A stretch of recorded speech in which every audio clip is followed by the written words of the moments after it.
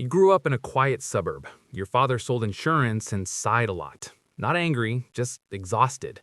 Same armchair every night, newspaper held up like a shield against the room. Your mother kept lists for everything, until her memory started slipping. You drop out of college at 19 because sitting in a lecture hall feels like trying to hold your breath underwater. You get a job in a restaurant basement, prepping vegetables. You're fast. You can chop 50 pounds of onions while having 4 different conversations in your head. Nobody cares about the noise in your skull as long as the prep gets done. Not yet. The executive chef walks into the prep room on a Friday night when you're 22. They're down a man on the grill. The board is lit up with tickets. White apron, burns on his forearms, eyes like a hawk. He throws you a set of tongs. Get on the line.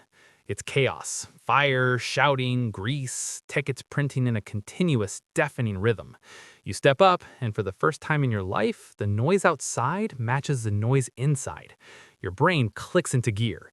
You don't just survive the rush, you orchestrate it. First time a room full of people looks at you like you're exactly what they need. That feeling is the product they're selling. The kitchen is 12 months of being forged in fire. You burn your hands, cut your fingers, scrub the fryers, sweat through your uniform. You work 70 hours a week. A line cook named Marco sends you to the walk-in for a bucket of steam. You spend 20 minutes looking before you realize it's a joke. The test isn't the steam. It's whether you can take the humiliation and come back to the grill. You come back. They make you lead line cook on a Thursday. Chef hands you the black jacket, your name embroidered on the chest. 8 ounces of cotton that feels heavier than it should. There's a shift drink at the bar. People buy you shots. Chef pulls you aside. This jacket means you're the spine of this kitchen. It sounds like a promise. It's also a price tag. For 2 years, it's good. Friday nights pushing out 400 covers. Beers on milk crates in the alley at 2 a.m., where everyone's adrenaline is still vibrating. They set you up with the hardest station, real responsibility, a schedule that dominates your life. Every plate in the restaurant comes through your hands. You have a station that's always yours. You're useful, and you belong. You think those are the same thing. The kitchen is real. What funds your life outside of it isn't. You notice in pieces, a pile of unopened mail on your counter that you can't force yourself to look at, a bank account constantly overdrawn, late fees that don't match your income. You choose not to look. Then your landlord sits you down. Calm, friendly, talks like a disappointed teacher. You're 3 months behind on rent. Not because you don't have the money, but because writing the check doesn't provide enough dopamine to initiate the task. He asks if you're going to pay. The question is decorative. He hands you an eviction notice. Your brain runs your life like a failing startup. Chaos is the brand. Crisis is the product. You track your days by emergencies. The old friends who liked you because you were fun are getting pushed aside. Marco complains one night, says you're always late, always forgetting plans. You hear about it. Marco stops inviting you out. He's having barbecues without you. He doesn't complain again. A line cook named Dave gets fired, burned out, caught sleeping in his car because he forgot to renew his lease. The kitchen's rule is simple. You show up, we treat you like family. Shift meals, shift drinks, camaraderie. Dave has a girlfriend and a dog. First 3 days, everyone texts him. Week 2, the texts drop. Month 1, they stop. You ask Chef about it. He says Dave couldn't handle the heat. The kitchen has tickets to push. Resources are allocated based on operational value, and Dave isn't operational anymore. That's the sentence that rewrites everything you thought the black jacket meant. You start sending Dave a few bucks on Venmo from your own tips. You don't tell anyone. It's not charity, it's insurance. Because if your brain finally hits the wall, you want to believe someone would do the same. You're probably wrong about that. You marry Sarah. She manages front of house, grew up organized, knows the chaos behind your charm. For a while, it works. Then the forgotten anniversaries start, then the impulse purchases you hide in the closet she can't ask about. Then you walk through the kitchen at midnight to start a new hobby you'll abandon in 3 days, leaving a mess of tools on the table. She doesn't say anything.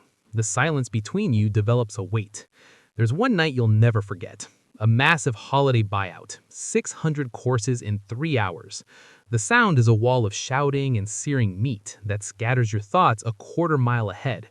You cook in the middle of the line. The air smells like butter and exhaust fan grease. Nobody's talking about taxes or leases or who owes what. It's just heat and motion and the tickets pulling you forward. Marco cooks next to you. He's grinning under his sweatband like a kid. For about 3 hours, your brain is exactly what it needs to be. A machine with nowhere to be except the next plate. You stop at a diner at 3 a.m. after the shift. Everyone eats pancakes and talks garbage and watches the sun come up. It's the closest thing to peace you felt since you put the jacket on. You hold on to that memory, the way a drowning man holds onto a piece of wood. Because everything after this night gets worse. The executive dysfunction pushes into your daily life, selling chaos in your living room, recruiting on your turf. Your brain handles it with negotiations first. You tell yourself you'll do the laundry tomorrow. Tomorrow lasts about a week. Then a major bill goes to collections. A car gets repossessed. You take a massive hit to your credit score in a Denny's parking lot while reading an email on your phone. You're not making choices. You're just letting the consequences wash over you. Your hands are technically clean because you didn't do anything. The rationalizing gets easier every time. And that's the part that should worry you. You ride with Sarah to visit her parents. You don't raise your voice, you just completely tune out of the conversation because a bird flew past a window. On the right back, she talks about your future. The distance between her plans and your reality doesn't register on her face. It registers on hers. Sarah packs a suitcase on a Wednesday while you're at the restaurant. Note on the table. She loves who you were. Can't watch who you're becoming. Don't call. Your mother calls you 3 days after Sarah leaves. She's heard something. Small town. Sarah's friend told someone who told someone. Your mother asks you one question. Are you okay? You say yes. She's quiet for a long time. Then she says, you've always made things so hard for yourself. I watched you spin your wheels so slowly. I didn't notice you were stuck until you sank. She hangs up. You stand in your kitchen holding the phone. It's the worst thing anyone's ever said to you. Not because it's cruel, because it's accurate. The doctor starts showing up in the margins. An unfamiliar therapist near the clinic, 3 days running.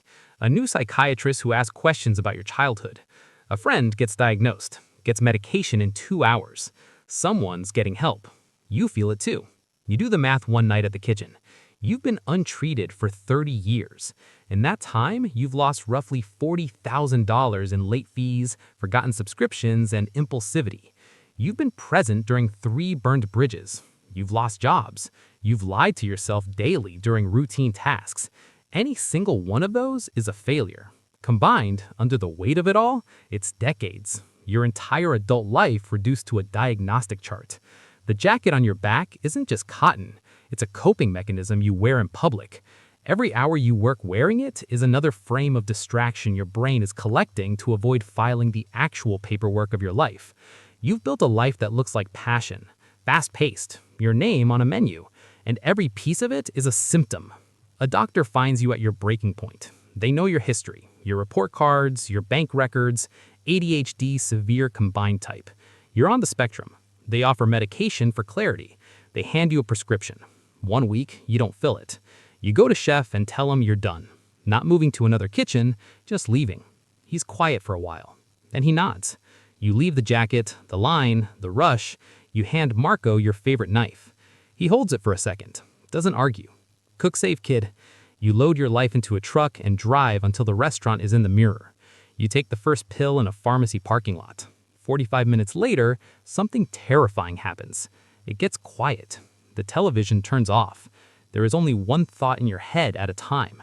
You look at the steering wheel. You see the steering wheel. You aren't thinking about the kitchen or the bills or Sarah's note.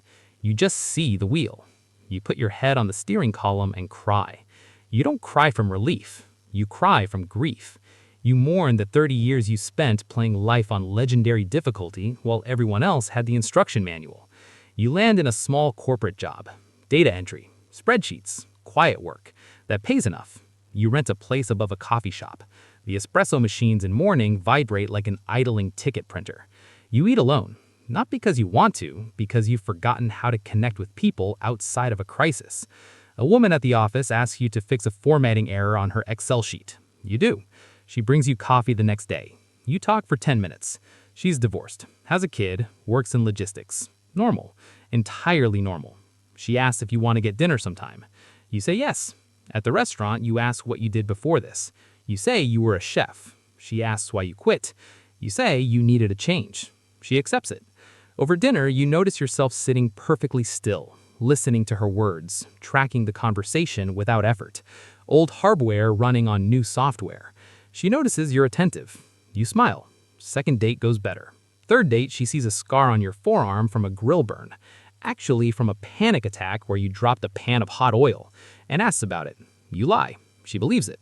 You realize that every relationship you'll ever have from now on starts with explaining the medication and has a ceiling built into it. You can explain the disorder, just not the years you lost to it. Some nights you hear the dinner rush in your head. You know the sound, always could. The rumble builds, peaks, fades. Something tightens in your chest. You stand in the doorway of your quiet apartment, hands smelling of nothing at all, and listen until it's gone. The ADHD brain doesn't run on focus. Focus is just a business model. The brain runs on dopamine,